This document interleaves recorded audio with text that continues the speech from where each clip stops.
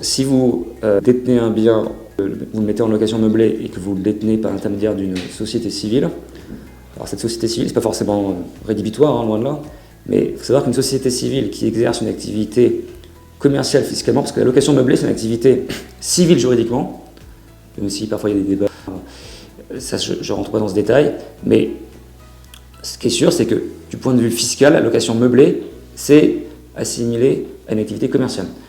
Et un article du Code général des impôts vous explique que lorsqu'une société civile exerce une activité commerciale, alors il y a une petite tolérance de 10% du chiffre d'affaires, mais lorsqu'elle exerce principalement une activité commerciale, elle va être soumise de plein droit à l'impôt sur les sociétés. Donc, à partir de là, on sort du régime dont j'ai parlé sur le micro-BIC, sur le LMP, MNP, tout ça, on rentre dans le champ de l'IS. Et là, c'est le même régime fiscal, en fin de compte, que n'importe quelle société à l'IS. Alors, on pourra quand même amortir le bien.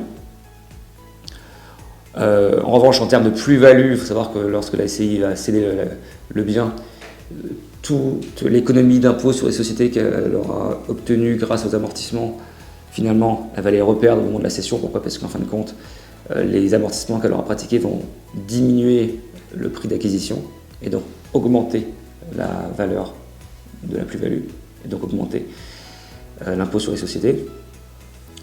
Voilà. Et lorsqu'on se distribue les dividendes, ces dividendes seront soumis à la flat tax de 30%.